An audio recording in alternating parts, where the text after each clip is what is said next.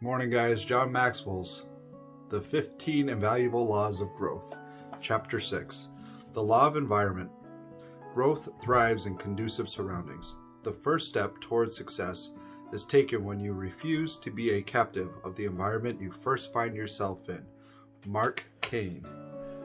I believe at some point during every person's lifetime, there comes a need to change environments in order to grow. That may seem obvious in the case of someone like Janetta McSwain, whom I wrote about in the Law of the Mirror chapter. She grew up in a terrible situation and suffered horrible abuse. But I also believe it is true even for people who grew up in a positive, nurturing environment. If we want to grow to reach our potential, we must be in the right environment.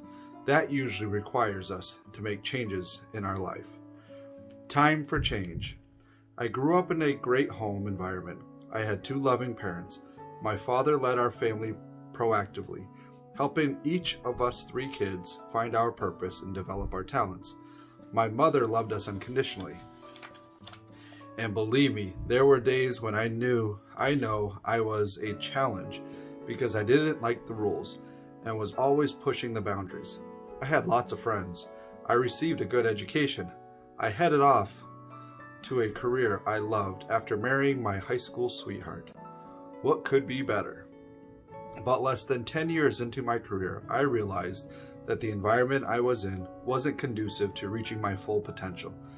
In my late 20s, I was already being considered to lead the premier church in the denomination. I wanted to learn a lot more. And by their grooming me for that position so early in my career, I felt like they were saying that I was at the top of the class. What's the problem with that?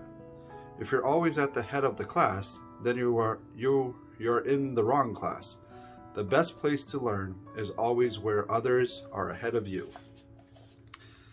Just to set the record straight, so you don't think I'm bragging, I need to tell you that I was a medium-sized fish in a very small pond. I wasn't as good as they were giving me credit for. The people in my denomination were good people. I admired the character and integrity of many of their leaders. So that wasn't the problem. I just knew I needed more room to grow. To do that, I would have to change environments.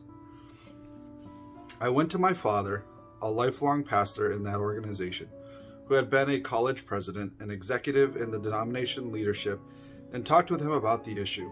He agreed that I needed to move into a larger pond so I could grow more easily. That took understanding and courage on his part, but after I left, he would remain in the organization, and he would endure a lot of criticism from others in that organization for my move. But he did it with grace, and he always supported my decision. And I feel certain that I had remained where I was, I would not have grown the way I have, nor would I have come as far. Change depends on your choice. You've probably seen the phrase growth equals change. It's possible to change without growing, but it's impossible to grow without changing. One of the keys to making the right changes that allow us to grow is knowing the difference between a problem or challenge, which I can change, and a fact of life, which I cannot. For example, one day as a teenager, I looked in the mirror and came to sudden realization I was not a handsome guy. It was a fact of life. I couldn't change my face. What was I going to do? I made a decision. I would change my attitude about it. I would smile. Did it change my face? No, not really, but it helped me look better. Like me, you must deal with many facts of life. You cannot change where and when you were born. You cannot change who your parents are. You cannot change your height or your DNA, but you can change your attitude about them. You must do your best to live with them. A problem is different. A problem is something you can do something about. It is something you can grow through. How? Ironically, it begins with a similar first step, a change in attitude. When you change your attitude regarding a problem, you open up many opportunities for growth. Businessman, author, a speaker, Nido Qubein, asserted, whether you are a success or failure in life, has to do with your circumstances. It has much more to do with your choices. What choices do you need to make so you are in conducive surroundings where you will thrive and grow? When it comes to environment, I believe we need to make the following 6 choices to push ourselves in a better place for growth. All right, take a break. Ready? 1. Assess your current environment. Professor and preacher Ernest Campbell tells us a story about a lonely woman who purchased a parrot from a pet store. After only one day of having it, she returned it to the store and told the storekeeper how disappointed she was with it. "The parrot hasn't said a word yet," she lamentated. Does it have a mirror?" asked the storekeeper. "Parrots like to be able to look at themselves in the mirror, so the lady bought a mirror and returned home. The next day she came back again, reporting that the bird still isn't speaking. "What about a ladder?" the storekeeper asked. "Parrots enjoy walking up and down a ladder." So the parrot's owner bought a ladder and returned home. On the 3rd day, she was back again with the same complaint. "Does the parrot have a swing?"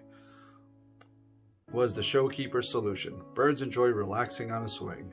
So she bought a swing and went home. The next day she returned to the store and announced that the bird had died. "I'm terribly sorry to hear that." And the storekeeper said, "Did the bird ever say anything before it died?" "Yes," said the lady. "It said, 'Don't they sell any food down there?'" What's the moral of the silly story? Change just for the sake of change is not going to help you. If you're going to make changes, you must make sure they're the right ones. How do you do that? Start by assessing where you are now and why you want to change. When I was considered making the transition from one professional environment to another, I spent a good amount of time examining why I wanted the change. For me, there were 3 main reasons to make the transition. I had gone to the top too fast. I did not feel challenged enough.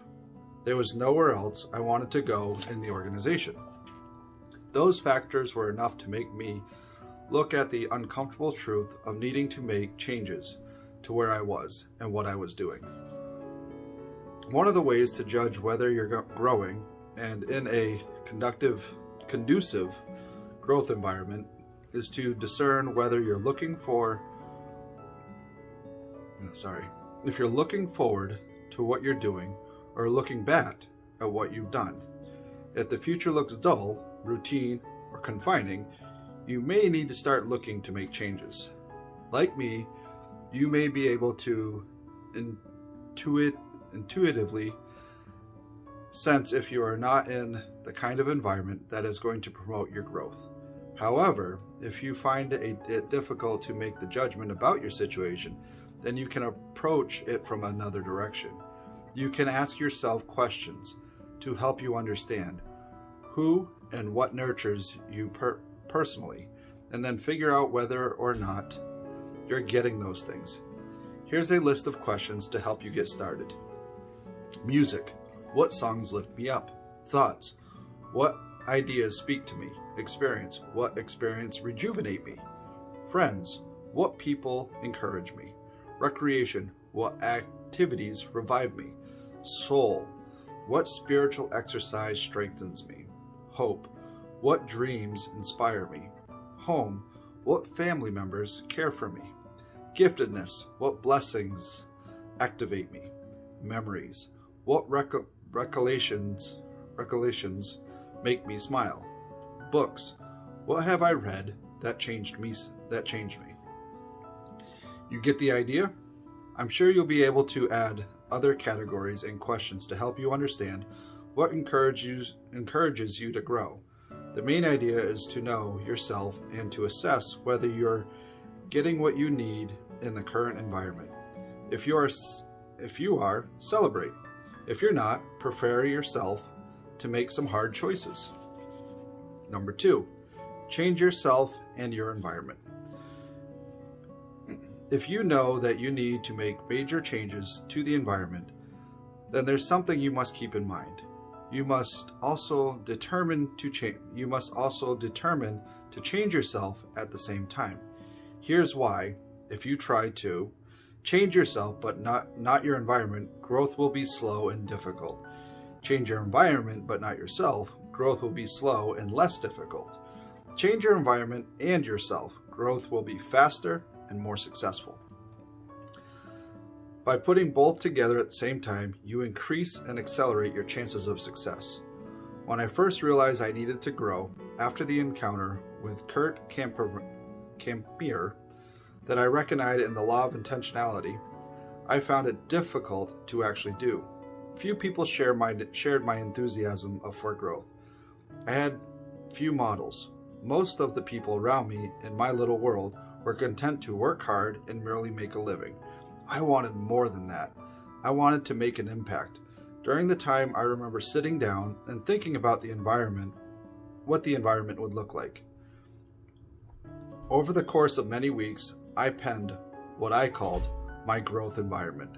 It helped me to guide my decision making concerning personal growth since I wrote it in 1973. It says, in a growth environment, others are ahead of me.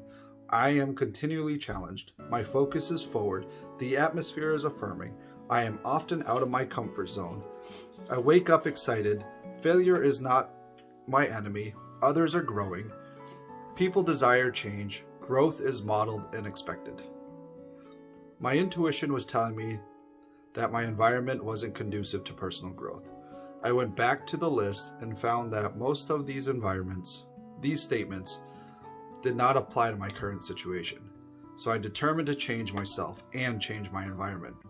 If you read that list and you sense that most of those statements did not apply to your life, then you may need to do the same thing. I learned a lot about changing myself in 1975 when I attended a conference in Waterloo, Iowa. At that conference, I saw Charles Tremendous Jones for the first time. It was there that I also met an author whose books I admired, Elmer Towns. I was surprised but delighted when he invited me to sit next to him on the flight to Chicago on our way home so we could talk. During our conversation, he taught me the hot poker principle. Do you know how to get a poker hot? Elmer asked me. Put it next to the fire. He then went on to explain that we're like the metal in a poker. If our environment is cold, we are cold. If it is hot, we are hot. If you want to grow, he said, then spend time with great people, visit great places, attend great events, read great books, listen to great tapes. Those words sent me on a quest to meet with the leaders around the country who were ahead of me professionally. It changed my life. As you consider changing yourself and your environment, think about the elements that the right kind of environment provides. The right soil to grow in, what nourishes me, which growth. The right air to breathe, what keeps me alive, purpose. The right climate to live, what sustains me, people. They say that if you put a pumpkin in a jug when it is the size of a walnut, it will grow to the same size of the jug and never get bigger. That can happen to a person's thinking. Don't allow that to happen to you. Number 3, change who you spend time with. Early in my life, I learned the importance of the right environment and who I spent my time with. My parents were very wise in this area. Though my parents never had a lot of money when we were growing up, they created the kind of home environment where all of the kids wanted to come and spend time. My dad made a basketball court by pouring a concrete pad and putting a basketball hoop. They fitted our basement as a kid's paradise, complete with a pool table, ping pong table, and chemistry set. We had a few reasons to hang out. We had reasons to hang out anywhere but home, and our friends had every reason to come over. and my mother was always around, getting to know all the kids. She influenced all the friends she could and warned us about the behavior of those who might lead us into trouble. She and my dad understood that birds of a feather flock together, and their efforts paid off. Kids flowered in our house. Even today, more than 5 decades later, whenever I see any of the people I grew up with, they still talk about coming over to my house as a kid and hanging out in our basement canteen. It was a destination. According to the research by social psychologist David McCland of Harvard, the people with whom you habitually associate are called your reference group. And these people determine as much of 95% of your success or failure in life.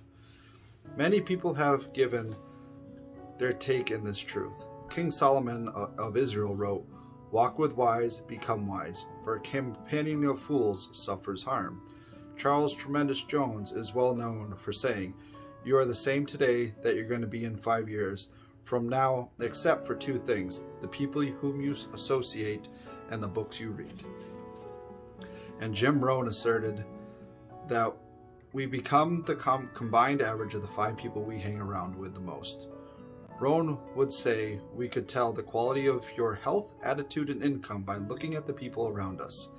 He believed that we started to eat what they eat, talk like what they talk, read what they read, think like they think, watch what they watch, and dress like they dress. I like the way Sue Inquisite sees the issue. Inquisite has been called the John Wooden of women's softball. She played for the UCLA from 1975 to 1978, returned in the 1980s as an assistant coach, and then served as a head coach from 1989 to 2006. As player and coach, she helped win a total of 11 NCAA softball titles. She retired with a career coaching record of 887 to 175 to 1, an average of .835 winning percentages. That put her among the top 5 NCAA coaches of all time. And Inquisite has espoused the 33% rule. She says you can divide people in school, on your team, at work, or anywhere else into the bottom, middle, and top thirds. They also have the same characteristics. The bottom third suck the life out of you because nothing is ever good enough for them. They take energy and motivation out of the environment.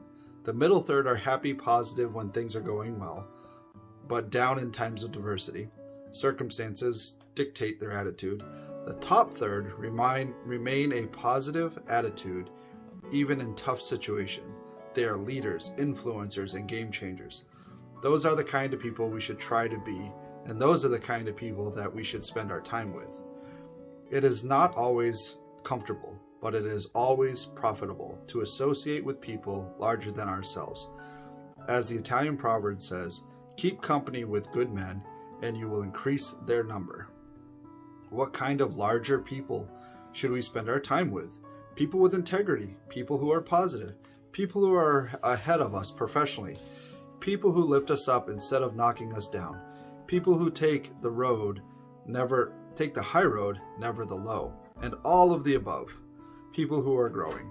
They should be like Ralph Waldo Emerson and Henry David Thoreau, whose questions for each other whenever they met was, "What have you learned since we last met?"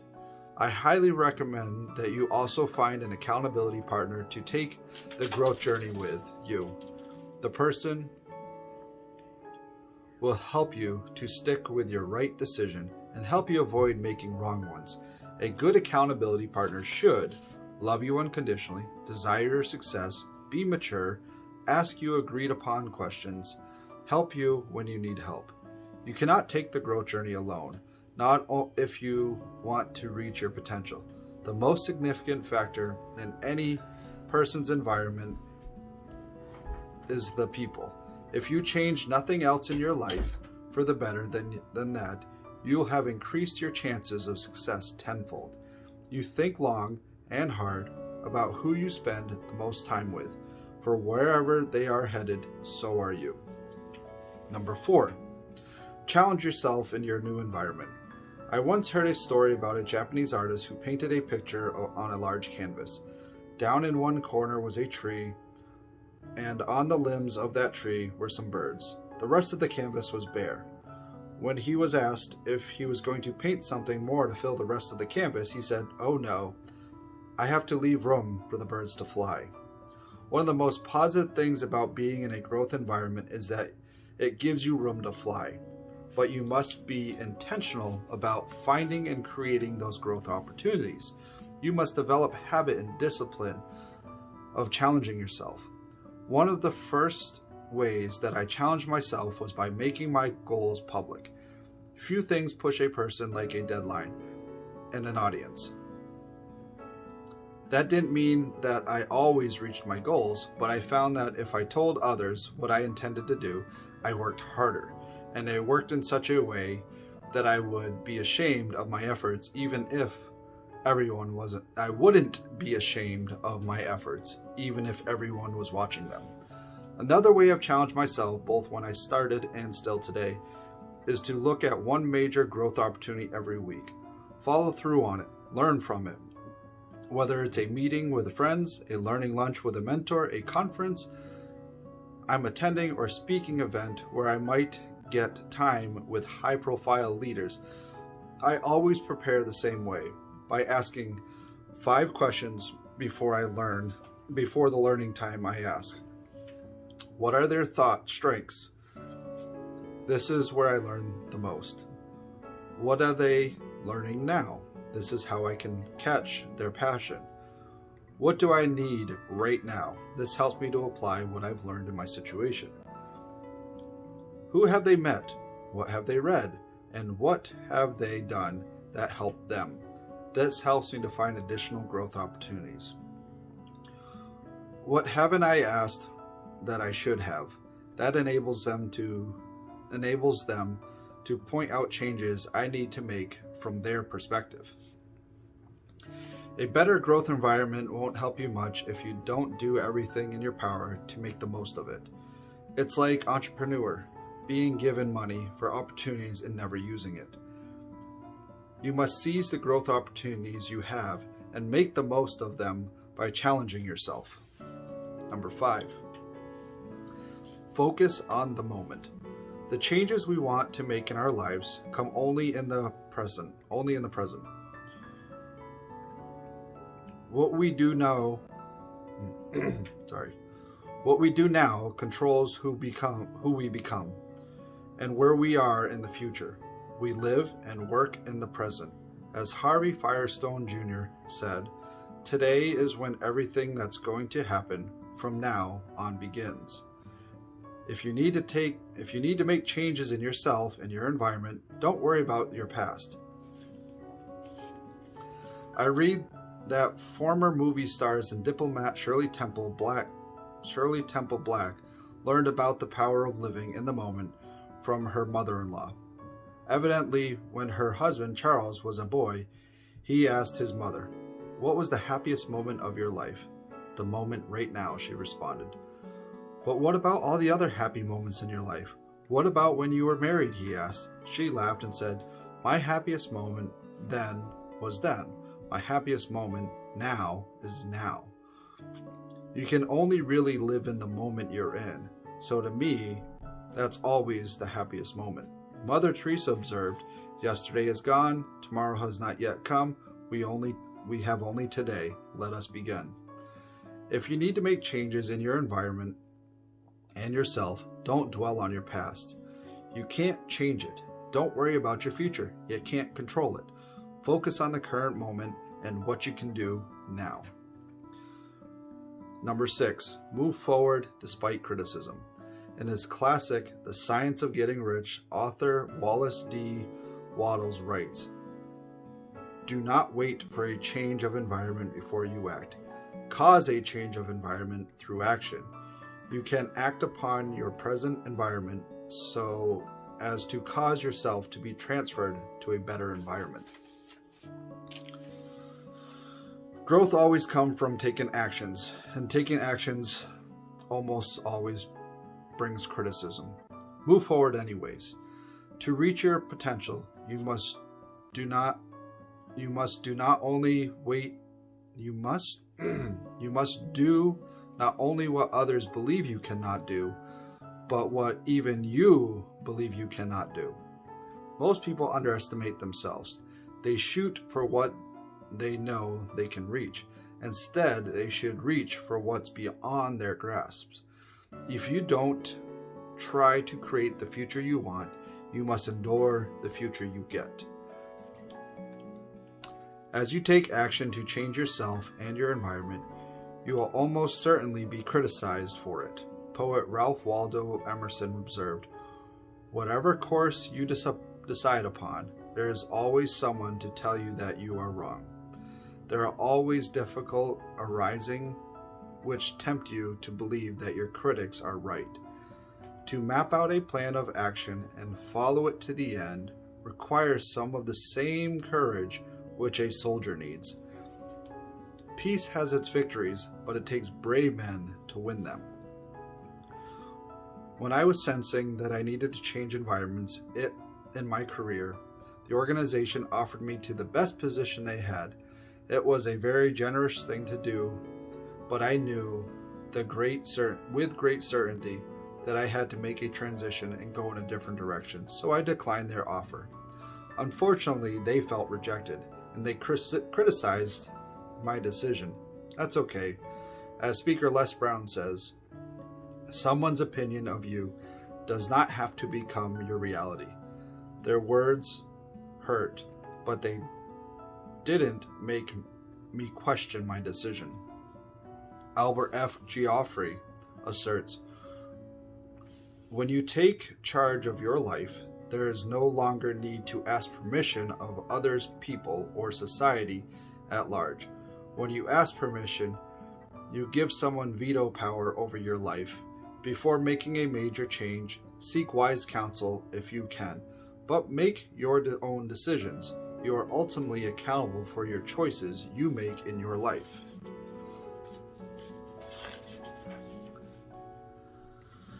A note for leaders.